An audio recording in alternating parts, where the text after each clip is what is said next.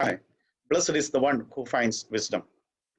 पिछले बार जब मैं आप लोगों से बात कर रहा था, हम जो साथ में जो मनन किया है वो परमेश्वर की नजर में कैसे हमें बुद्धिमान रहना है। दुनिया की नजर में फूल हो, दुनिया की नजर में मूर्ख रहे, लेकिन परमेश्वर के समूह में या परमेश्वर की नजर में हम बुद्धिमान रहे। और आज हम जो मनन करने जा रहे हैं, जो विषय है वो है परमेश्वर के समूह में, और या तो जो हेवनली विजडम और अर्थली विजडम, ये दोनों में कितना फर्क है। और परमेश्वर हमसे चाहता है कि हम उस परमेश्वर की ओर से, यानी उस गॉडली विजडम के साथ में, हेवनली विजडम के साथ में आगे बढ़े, दुनिया की विजडम के साथ में नहीं है। यहाँ पर 13वीं आयत में ऐसा लिखा, 3:13 में ऐसा लिखा है। मैं राकेश भाई से विनती करूंगा कि वो भजन संगीता 3री अध्याय, सॉरी नीति वचन उसकी 3री अध्याय, प्रोवर्ब्स चैप्टर 3 13 से लेकर 27 तक पढ़े। जी ब्रदर। नीति वचन 3 उसका 13 से 27 आयत। क्या ही धन्य है वह मनुष्य जो बुद्धि पाए और वह मनुष्य जो समझ प्राप्त करे, क्योंकि बुद्धि की प्राप्ति चांदी की प्राप्ति से बड़ी और उसका लाभ चोखे सोने के लाभ से भी उत्तम है। वह मूंगे से अधिक अनमोल है और जितनी वस्तुओं की तू लालसा करता है उनमें से कोई भी उसके तुल्य न ठहरेगी। उसके दाहिने हाथ में दीर्घायु और उसके बाएं हाथ में धन और महिमा है। उसके मार्ग आनंददायक हैं और उसके सब मार्ग कुशल के हैं। जो बुद्धि को ग्रहण कर लेते हैं उनके लिए वह जीवन का वृक्ष बनती है, और जो उसको पकड़े रहते हैं वह धन्य है। यहोवा ने पृथ्वी की नींव बुद्धि ही से डाली और स्वर्ग को समझ ही के द्वारा स्थिर किया। उसी के ज्ञान के द्वारा गहरे सागर फूट निकले और आकाश मंडल से ओस टपकती है। हे मेरे पुत्र, ये बातें तेरी दृष्टि की ओट में न होने पाए। खरी बुद्धि और विवेक की रक्षा कर, तब इनसे तुझे जीवन मिलेगा और ये तेरे गले का हार बनेंगे। तब तू अपने मार्ग पर निडर चलेगा और तेरे पाँव में ठेस न लगेगी। जब तू लेटेगा तब भय न खाएगा, जब तू लेटेगा तब सुख की नींद आएगी। अचानक आने वाले भय से न डरना, और जब दुष्टों पर विपत्ति आ पड़े तब न घबराना, क्योंकि यहोवा तुझे सहारा दिया करेगा और तेरे पाँव को फंदे में फंसने न देगा। जिनका भला करना चाहिए, यदि तुझ में शक्ति रहे तो उनका भला करने से न रुकना। आमीन। और उसकी 35 पे पढ़ना, आखिरी आयत। बुद्धिमान महिमा को पाएंगे और मूर्खों की बढ़ती अपमान ही की होगी। Thank you. यहाँ पर पूरी तरह से ये दोनों चैप्टर अगर देखा जाए 3 और 4 में विजडम के बारे में इतनी सारी बातें लिखी हुई हैं, और ये सारे जो बुद्धि हैं वो परमेश्वर के से आने वाले बुद्धि के बारे में बात हो रही है, मनुष्य की वजह से या तो धरती का नहीं है। अगर हम डिक्शनरी मीनिंग देखें विजडम, उसका मतलब ये होता है, ऑक्सफोर्ड डिक्शनरी या कैम्ब्रिज डिक्शनरी में देखें तो ये उसकी डेफिनेशन मिलता है, ये मीनिंग मिलता है। Wisdom is the quality of having experience, knowledge and good judgment, the quality of being wise. बुद्धिमान होने का एक निशानी जैसा हो सकता है विजडम, जो एक ऐसे क्वालिटी जो अपने एक्सपीरियंस से, अपनी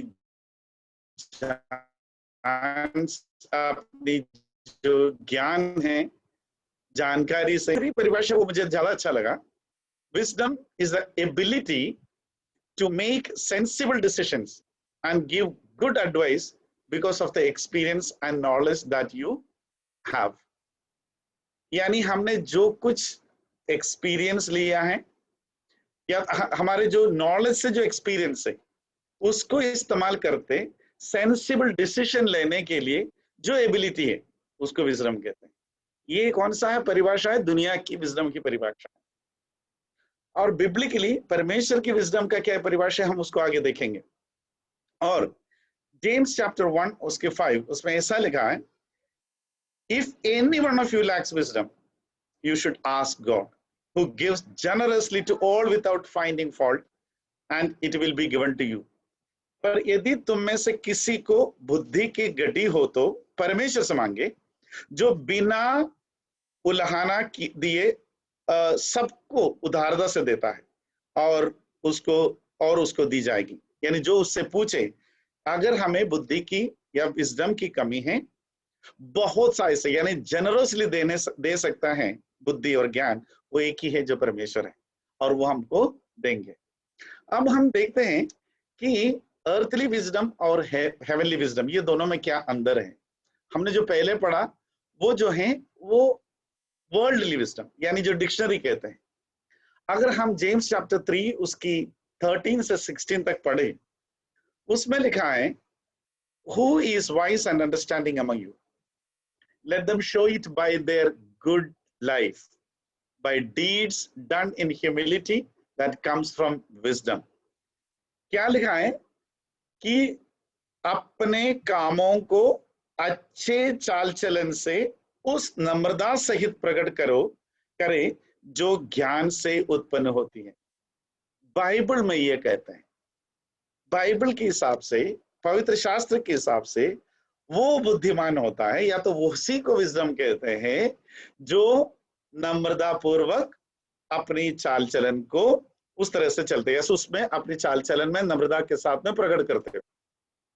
और 14वीं आयत में क्या लिखा है, पर यदि तुम अपने अपने मन में कड़वी ढांग और विरोध रखते हो, तो सत्य के विरोध में घमंड ना करना और ना तो झूठ बोलना।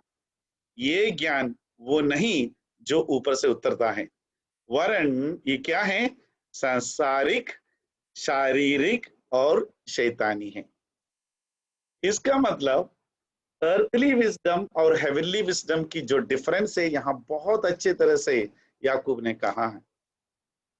आप देखो क्या लिखा है, if you harbour bitter envy, selfish ambition in your heart, do not boast about it. अगर तुम्हारे मन में ऐसा है तो उसके बारे में भी ज्यादा बॉस्टिंग मत करो, और सच्चाई को तुम डिनाई मत करो, क्योंकि ऐसे विजडम क्या होते हैं, that does not come from heaven. ये कहाँ का है, इट इज अर्थली। और ये कहाँ का है, सांसारिक है और शारीरिक है, और क्या है, शैतानी है, डिमोनिक है। For where you have envy and selfish ambition, there you find disorder and every evil practice। जहां पर भी ऐसे ऐसे दिखाई देते हैं, वहां पर क्या होगा, you will find disorder and every evil practice। और इसको और अच्छी तरह से उसकी 16वीं आयत में कहा गया है, उसको हम देखेंगे। 16वीं आयत में 3 की 16 में क्या लिखा, और क्लियरली याकूब ने लिखा, मतलब James clears it very clearly, Yakub बहुत क्लियरली बताते हैं, but the wisdom that comes from heaven is first of all pure, then peace loving, considerate, submissive, full of mercy and good fruit, impartial and sincere. इससे ज्यादा अच्छा परिभाषा wisdom के लिए कौन दे सकता है। दुनिया की लोग लिखे हुए ऑक्सफोर्ड डिक्शनरी तक ये बोला है कि डिसीजन लेने की पावर को बोलते हैं विजडम। जो ज्ञान हमें प्राप्त हुआ है, उस ज्ञान के अनुसार डिसीजन लेने का उस पावर को बोलते हैं वो। लेकिन यहाँ पर विजडम, हेवनली विजडम सच में क्या होता है, वो ये होता है, जो ज्ञान ऊपर से आता है वो पहले तो पवित्र होता है, फिर मिलनसार, कोमल और मृदु भाव और दया और अच्छे फलों से लदा हुआ और पक्षपात और कपट रहित होगा। इसको बोलते हैं हेवनली विजडम। प्रियजनों, हम देखें अर्थली विजडम क्या है, हेवनली विजडम क्या है।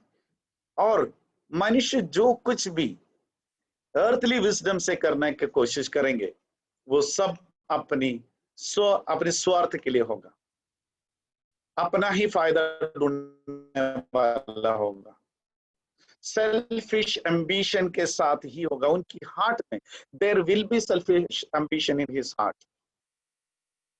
पर यहां पर बोलते हैं वो कैसा होगा, एकदम peace loving, considerate, submissive, full of mercy, ऐसा होगा परमेश्वर की ओर से आने वाले ज्ञान। आगे देखेंगे, who is wise in God's eyes. मत्ती समाज उसकी 24 और 26 में हमें सभी बहुत सुपरिचित है ये बात, जो चट्टान पर घर बनाने वाला, उसके बारे में जब उसके बारे में जो प्रभु यीशु मसीह कहते हैं, वो बोलते हैं 24 में, therefore everyone who hears these words of mine and puts them into practice is like a wise man who built his house on the rock। यानी सबसे पहले जो कोई मेरी ये बातें सुनकर उन्हें मानता है, हिंदी में मानता है लिखा है, लेकिन इंग्लिश में put them into practice, जो प्रैक्टिस करते हैं, यानी वो प्रैक्टिस अपने लाइफ में प्रैक्टिस में डालते हो, वो उस बुद्धिमान आदमी के बारे जैसे होंगे जो उस चट्टान पर घर बनाते हैं। 26 में क्या लिखा है? प्रभु यीशु मसीह कहते हैं, everyone who hears this words of mine and does not put them into practice, यानी जो कोई मेरे ये बातें सुनता है और उन पर नहीं चलता, he is like a foolish man. यानी दोनों सुनते तो हैं, एक उसको प्रैक्टिस करते हैं, दूसरे उसको प्रैक्टिस नहीं करते। यानी यहां पर भी प्रभु यीशु मसीह भी फूलिश मैन और वाइज मैन की क्या डिफरेंस है वो एकदम क्लियरली बताएं। One who is listening to the word of God and putting them into the practice is wise, and those who are listening but not putting them into practice, उसके अनुसार नहीं चल पाते, उसे foolish man कहते हैं। और उसका रीजन है क्यों पवित्र शास्त्र को इतनी अच्छी तरह से, यदि प्रभु की वचन को सुनना करने के बारे में, या तो वो इसके बारे में क्यों इतने क्लियरली बोलते हैं। 2 तिमोथी चैप्टर 3 16 और 17 हमने पिछले दिनों में भी उसके बारे में मनन किया था, क्योंकि उसमें क्या लिखा है, संपूर्ण पवित्र शास्त्र परमेश्वर की प्रेरणा से रचा गया है और उपदेश, समझाने, सुधारने और धार्मिकता की शिक्षा के लिए लाभदायक है। क्लियरली लिखा है। What is it written?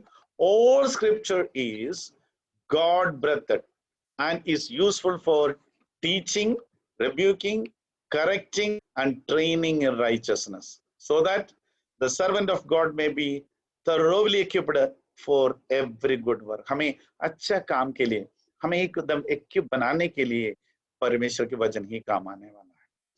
देखते हैं, why do we need godly wisdom? हमें पता है कि हम मनुष्य, हमारे जीवन में इतना ताकत तो है नहीं हम अपनी अंडरस्टैंडिंग से सही रास्ता या तो सही चुनाव कर सके, क्योंकि हमारे में वो सारे कमजोरियां हैं। और हम अपनी, if you are going to use our own understanding,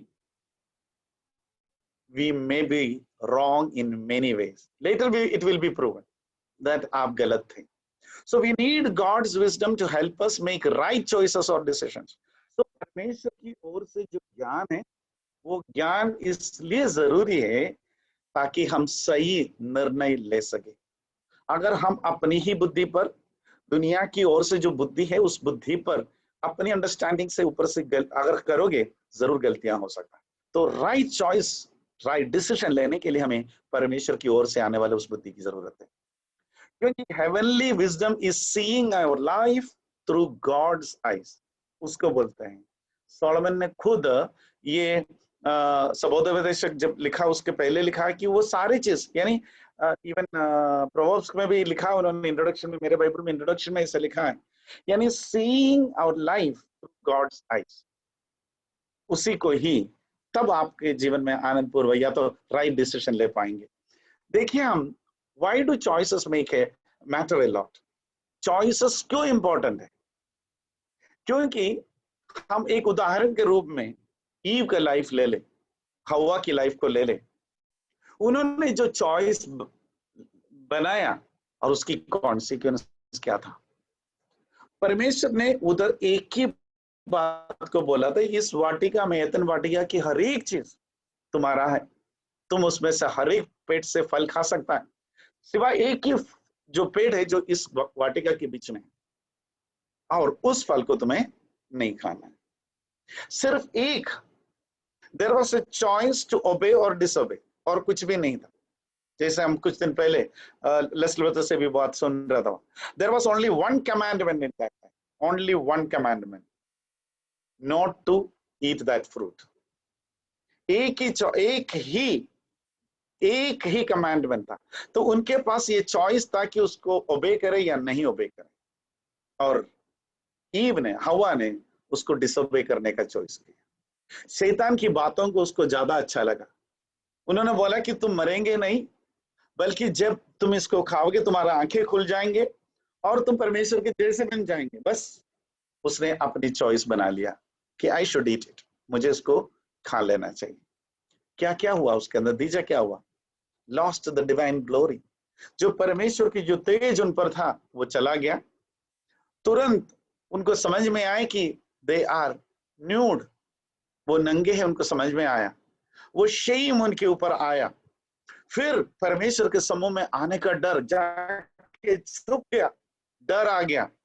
और परमेश्वर उनको बुलाकर जो उसके बाद उनके जीवन के लिए जो बताते हैं, जो श्राप के रूप में जो बताता है, दर्द आया जीवन में और काटे, होमलेस वहां से बेगर बन गया, लेबर और स्वेट, बोला कि तुम जमीन पर कड़ी मेहनत करेंगे, पसीना बहाएंगे, उसी से तुम खाएंगे।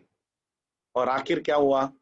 डेथ, यानी सिन एंटर्ड टू दिस वर्ल्ड। एक चॉइस, एक गलत चॉइस से अपने जिंदगी में से परमेश्वर की उस सारी ग्लोरी, उस महिमा अपने जीवन से चला गया और उन्हें शर्मिंदगी सामना करना पड़ा और डर के मारे वो चुप गया।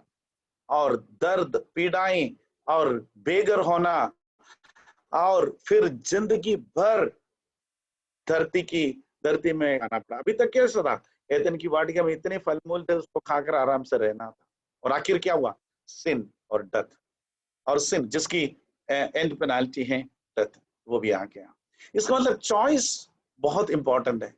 हम देख सकते हैं कुछ लोगों की चॉइस जो उन्होंने ये सोचा कि no we should be obedient, हमें तो आज्ञाकारी बनना है, वो ही चॉइस लिया हुआ लोग है। अब्राहम हर जगह परमेश्वर के समूह में ये चॉइस लिया कि हम वो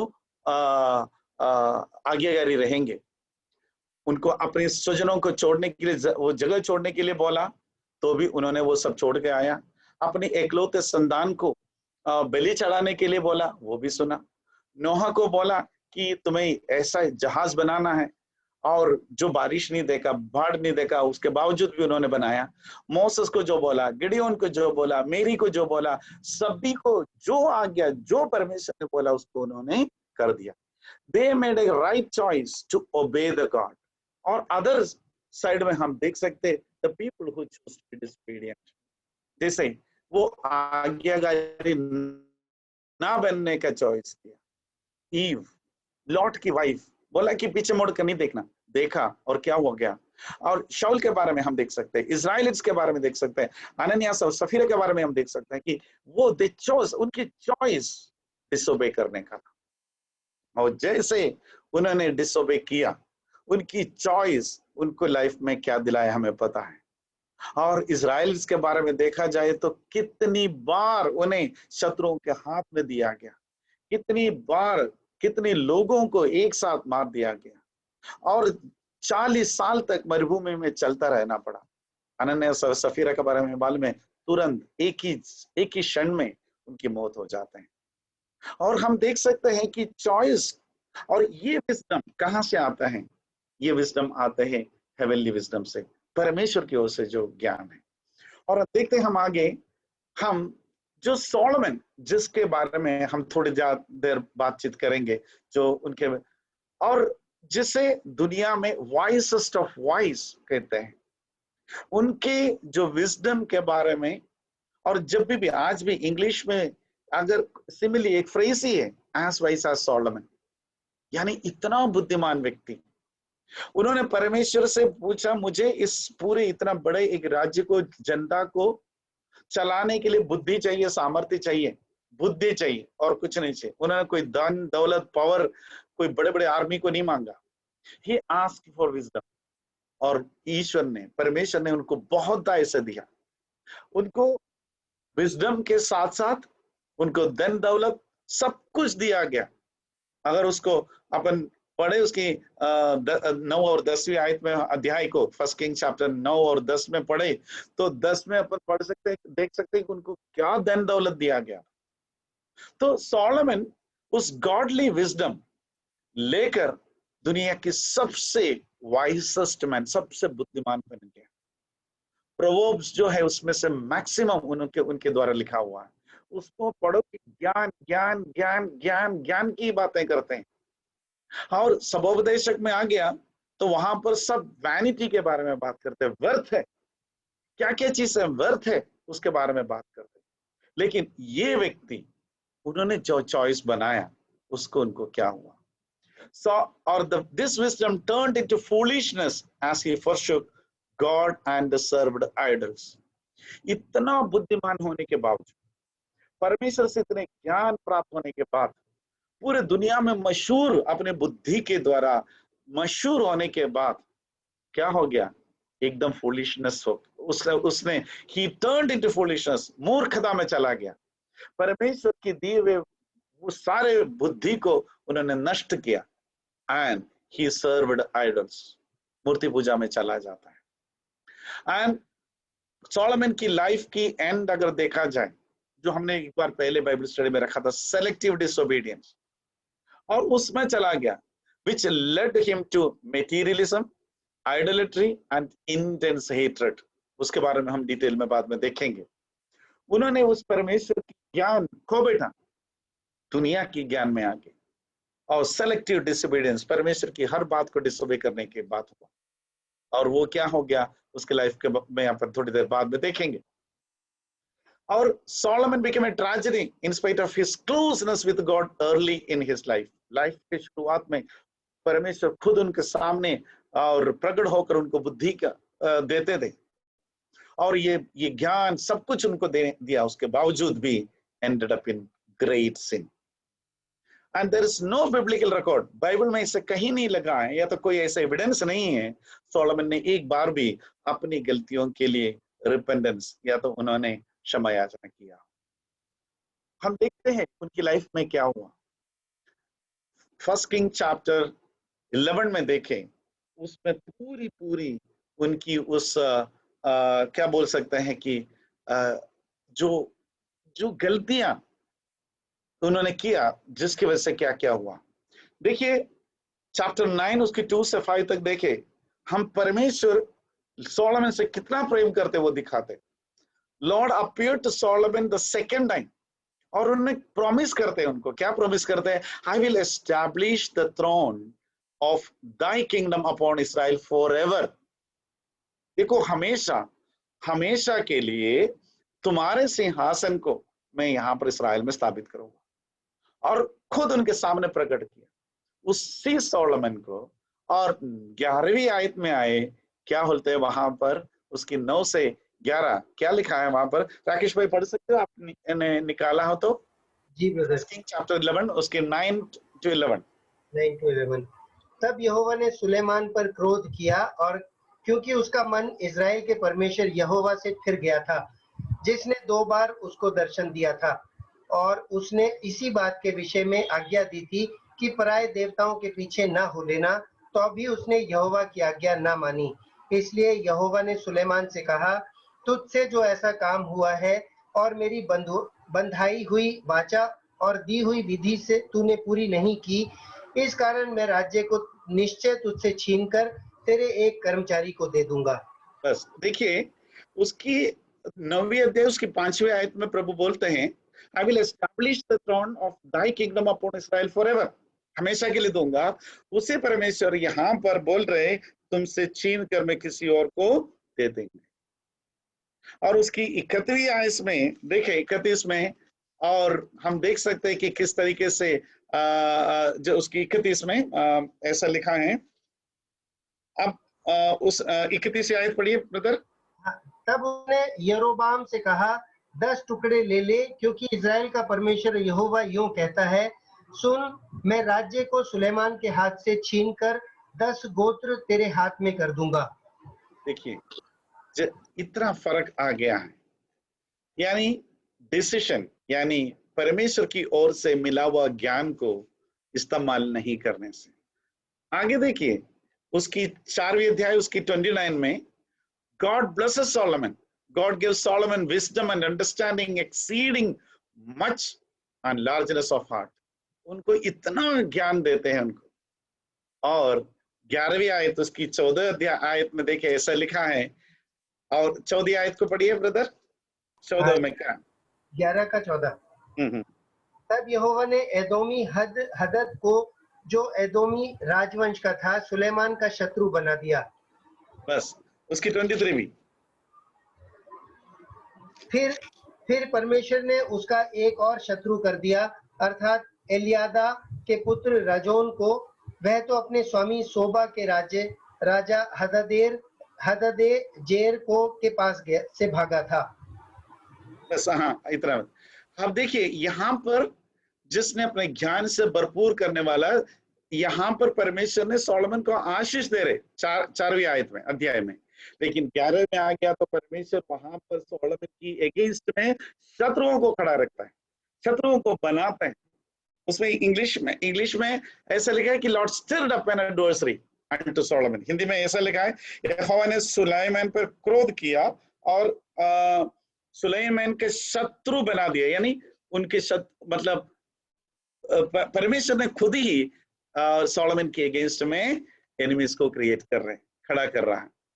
और 8वें अध्याय में ऐसा लिखा है सोलोमन लोगों को परमेश्वर की ओर लाते हैं। और यहाँ 11वीं अध्याय में आए 7 और 8वीं आयत में क्या लिखा है, सोलोमन ने क्या लिखा वहां पर 7वीं और 8वीं आयत में क्या लिखा है ब्रदर, जरा पढ़िए 7वीं और 8। 11 का 7। उन दिनों सुलेमान ने यरूशलेम के सामने के पहाड़ पर मुआबियों के कमोश नामक घृणित देवता के लिए और अम्मोनियों के मोलेक नामक घृणित देवता के लिए एक ऊंचा स्थान बनाया। देखिए परमेश्वर की ओर, जहां पर उनके मंदिर बनने के बाद में, जहां पर सब कुछ लोगों को इकट्ठा करके परमेश्वर की महिमा करना, लोगों को इकट्ठा करने वाले व्यक्ति अभी यहाँ पर आकर अन्य देवी देवताओं के सामने, और वो ऐसा लिखा गया है कि धूप जलाती और बलिदान करती थी, और उसने ऐसे ही किया, उन्होंने भी अन्य देवताओं के सामने आना शुरू हो गया। और यहाँ देखिए जो 8वें अध्याय में और परमेश्वर से जो रिपेंटेंस के लिए आने के लिए जो बोलते हैं, और वही सोलोमन यहाँ हम देख सकते हैं खुद उसकी 11 की 40 आयत में हम देख सकते हैं कि वो जेरोबाम का मर्डर करने के लिए घूमते हैं, क्योंकि जेरोबाम को उन्हें पता है कि उसके बाद में जेरोबाम ही उधर राजा बनने वाला। यानी अपनी गलतियों को दिखाने के बावजूद भी जिस व्यक्ति ने रिपेंटेंस के बारे में प्रचार किया, उसने रिपेंट करे बिना उस व्यक्ति जिसको सामने प्रभु ने ला के रखा उसको मर्डर करने की कोशिश करता है। अब देखो कितनी अद्भुत रीति से, या तो कितनी कम समय में उन्होंने क्या किया, शैतान के हाथ में अपने आप को दे दिया, इतनी बुद्धि होने के बावजूद। और आखिर हम देख सकते हैं उसके 3 अध्याय 3 और 14 में लिखा Solomon was promised long life. वहां पर ऐसा लिखा है I will lengthen Dai days, ऐसे बोलने वाला परमेश्वर ने क्या किया, उसकी सिर्फ 60 साल की उम्र में ही उनकी मौत हो गई, अनटाइमली डेथ। 40 साल तक वो राजा बनकर रहा, और 20 साल का जब था वो राजा बना तो 40 साल राज किया, ऐसा लिखा है। इसका मतलब 60 साल में ही उनका मृत्यु हो जाता है, जो कि उन्होंने खुद ही प्रोवर्ब्स में लिखता है कि उस भक्ति उस ज्ञान में चलो तुम्हारा लंबी उम्र, यानी लॉन्ग लाइफ के बारे में बात कर रहे हैं। उसी सोलोमन को अपनी अनटाइमली डेथ हो जाता है। तो जो डिसीजन है वो बहुत इंपॉर्टेंट है। हेवनली विजडम जो परमेश्वर ने हमें देता है उसको किस तरीके से हम इस्तेमाल करते हैं उसके लिए इंपॉर्टेंट होता है। कभी कभी हमारा भी विजडम इस तरह से चलते हैं वर्ल्डली मैटर में। कभी कभी हम भी सोचते हैं इस माई मनी, मैंने बनाया वो पैसा है, मैं मेरी मर्जी जैसे मैं उसको खर्च करूंगा, कौन है मेरे से पूछने वाला, और इस my body I can do whatever I want to do it, ये मेरा शरीर है, मैं जो भी करना चाहूंगा वो कर सकता है, और I am old enough to go where I want to go, I don't need any permission. कुछ बच्चे ऐसे सोचते हैं कि अभी तो मैं बड़ा हो चुका हूं, मुझे किसी के परमिशन की जरूरत नहीं कहीं जाने के लिए, और I am the boss of the school of the office, you know, मैं इस ऑफिस का या मेरे बारे में बोले स्कूल का या कोई फैक्ट्री का कोई अच्छी जगह पर हम बोल सकते हैं कि मैं मेरे ऑफिस का बॉस हूँ और I can take any decision, मुझे कोई भी डिसीजन ले सकता है, कौन मेरे से पूछने वाला है। और I M born and brought up in Christian family. I don't need to learn the scriptures so deeply. अरे मैं तो मसीही परिवार में जन्म लिया, बड़ा हुआ है, मुझे और इस स्क्रिप्चर्स को इतने डीपली पढ़ने की जरूरत नहीं है। आई एम सेव्ड, मैं तो उद्धार पाया हुआ हूँ, एंड गॉड नोस इट, और परमेश्वर मुझे मुझे जानते हैं। और I M ignoring a few commandments, अगर मैं कुछ कुछ जो कमांडमेंट्स को इग्नोर कर रहा हूँ तो ठीक है, क्योंकि परमेश्वर मेरे नीड्स को जानते हैं कि कुछ गलत उल्टा सीधा काम करके पैसा कमाने के बारे में, पैसा बचाने की कोशिश कर रहे, और अपने आप से ये बोलेंगे कोई बात नहीं, क्योंकि इसको परमेश्वर जानते हैं, मेरे जरूरतों को परमेश्वर जानता है। I am old and experience enough to जज एनीवन एंड एनीथिंग।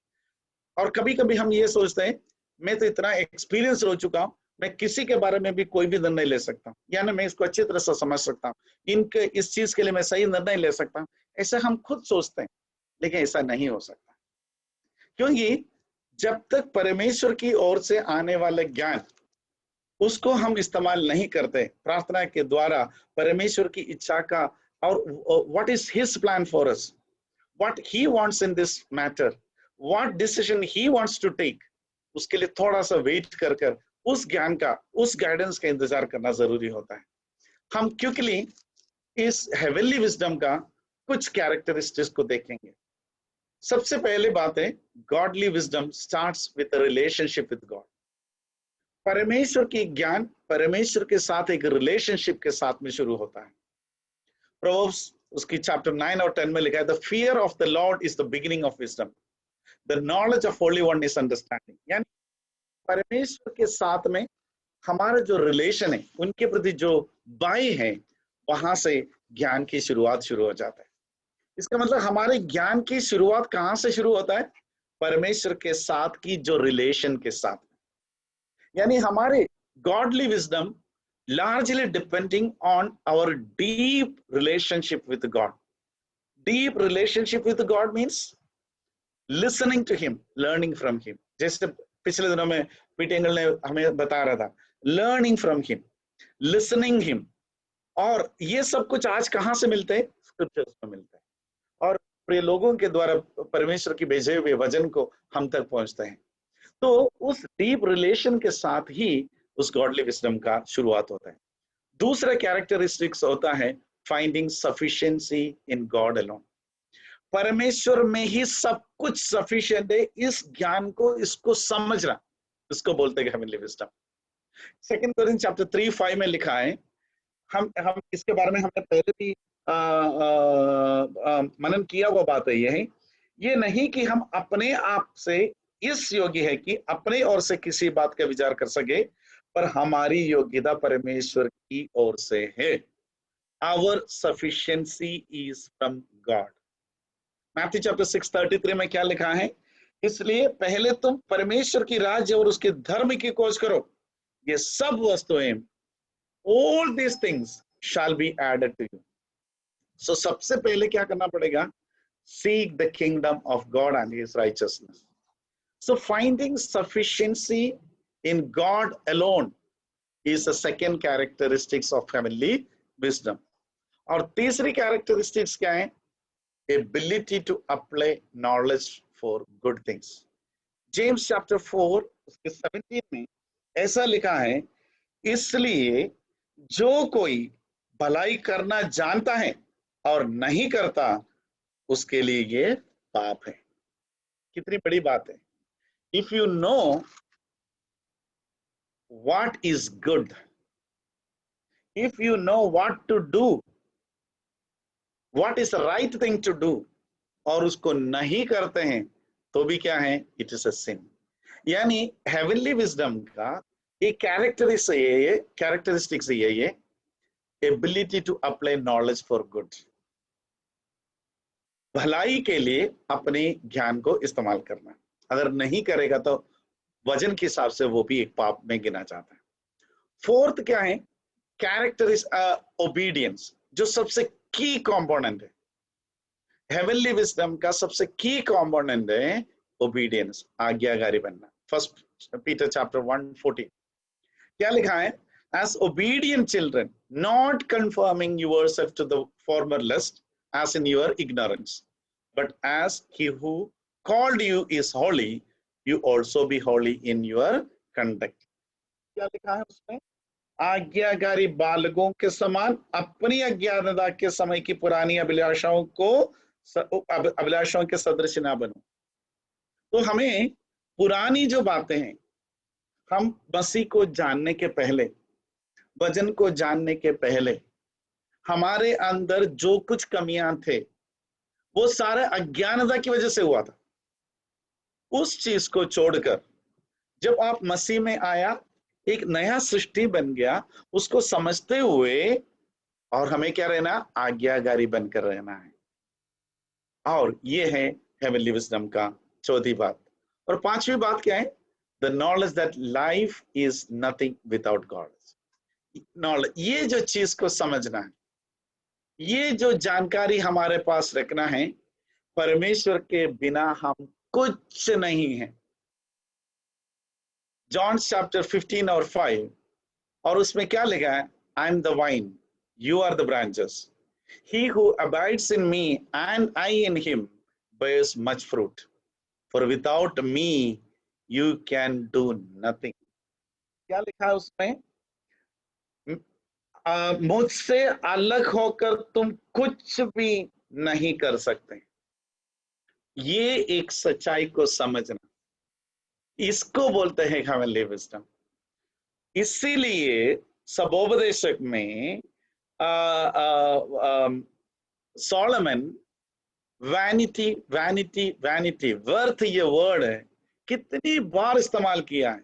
शुरू पहले चैप्टर से देखा जाए, उन्होंने बहुत ऐसे चीजों के लिए वैनिटी वैनिटी वैनिटी लिखा है। उन्होंने कई चीजों के लिए लिखा है।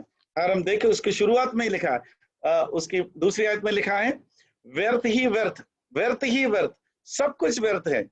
सब उस सब परिश्रम से जिससे मनुष्य धरती पर करता है, उसको क्या लाभ प्राप्त होते हैं। एक पीढ़ी जाती है और दूसरी पीढ़ी आती है, परंतु पृथ्वी सर्वदा बनी रहती है। और ऐसे बोलकर उन्होंने व्यर्थ व्यर्थ व्यर्थ व्यर्थ जो बातें लिखी हैं, ये सब लिखने वाला कौन है? वही सोलोमन। और जिसने परमेश्वर के बिना, या तो परमेश्वर के ज्ञान के बिना, या परमेश्वर की ओर से जो मिलता है उसके, उस जिंदगी के बिना जो कुछ है वो सब व्यर्थ है। यानी ये एक सबसे इंपॉर्टेंट बात है। Understand that we are nothing without God, we can not do anything without God.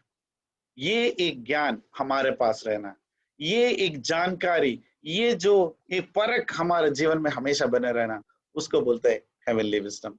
छठी बात है जो the realisation that sin always has consequences. और ये जो बहुत बड़ी बात, ये एक बहुत बड़ी हेवनली विजडम है। दूसरे, ये जो दुनिया के लोगों के लिए पाप क्या है, उसके कॉन्सिक्वेंस क्या है, उससे कोई लेन देन नहीं है। लेकिन हमें पता है क्या है। रोमन्स चैप्टर 6:23 क्या लिखा है? The wages of sin is death. ये हमें पता है।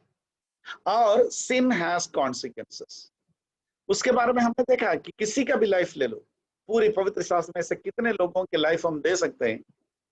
और जो इतना बुद्धिमान, ये सब कुछ बोलने वाला सोलोमन, खुद की लाइफ में क्या कॉन्सिक्वेंस हुआ? अनटाइमली डेथ तक हुआ। और उनकी साम्राज्य, जिससे प्रभु ने बोला था कि हमेशा के लिए तुम्हारे को दूंगा, उसको तक छीन लिया। तो ये एक realisation, that is called heavenly wisdom. Sin has consequences. क्योंकि पौलुस खुद बोलता है, you are not ignorant of Satan's devices. हमें इग्नोरेंट नहीं रहना।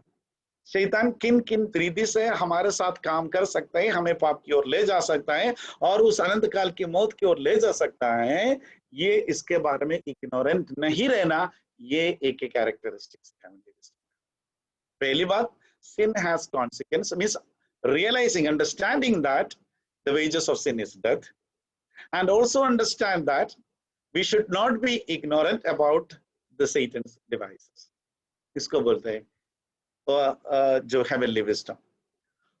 और हम एक बार ये जो जो बातें देखी है सोलोमन से लाइफ से अगर कनेक्ट करके हर एक बात को देखें, हमारे लाइफ में भी एप्लीकेबल है. He asked for wisdom to rule this the entire Israel. God blessed him with wisdom, power, fame, wealth abundantly. हमें पता है 10वीं अध्याय पढ़े उसमें देख सकते हैं कि उसकी क्या धन दौलत था और कैसे कैसे सोने की चीजें बनी हुई थी और पूरे महल में क्या क्या सोना के भंडार थे और ऐसे महल में रहने वाला इतना पैसा, इतना पावर, इतना फेम, सब कुछ मिला. But he failed to realize wisdom is keeping close relation with God and walking with him in obedience. उन्होंने ये समझने में भूल कर ली कि सच्चा विजडम, ज्ञान वो है परमेश्वर के साथ साथ उस रिलेशन में आगे बढ़ते रहना, उनके साथ साथ आज्ञाहारी को बनकर जीवन बिताना है. उसमें वो फेल हुआ और कॉन्सिक्वेंसेस हमने देखा है. So let us be wise in the eyes of God. हमने पहले बोला, पिछली बार हमने देखा था, let us not be wise in the eyes of the world, but let us be wise in the world, in the eyes of God. उसके लिए भले दुनिया के सामने हमें मूर्ख बनना पड़े और and grow in the wisdom day by day. और उस मसीही जो ज्ञान में आगे बढ़ते रहे. अंत में जो मेरी जो बाइबल है उसमें जो सबोपदेशक जो है एक्लेसिस्ट, उसकी जो इंट्रोडक्शन में जो मेरे बाइबल में एक इंट्रोडक्शन में कुछ लिखा है उसको पढ़कर मैं समाप्त करना चाहूंगा. यहाँ पर ऐसा लिखा है,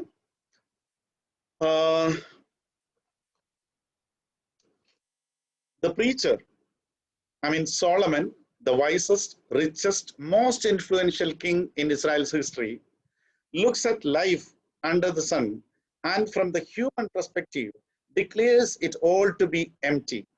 Power, popularity, prestige, pleasure, nothing can fill God-shaped void in man's life but God himself. But once seen from God's perspective, life takes on meaning and purpose, causing Solomon to exclaim, eat, drink, rejoice, do good, live joyfully, fear God, keep his commandments. May God bless us. Over to Linson.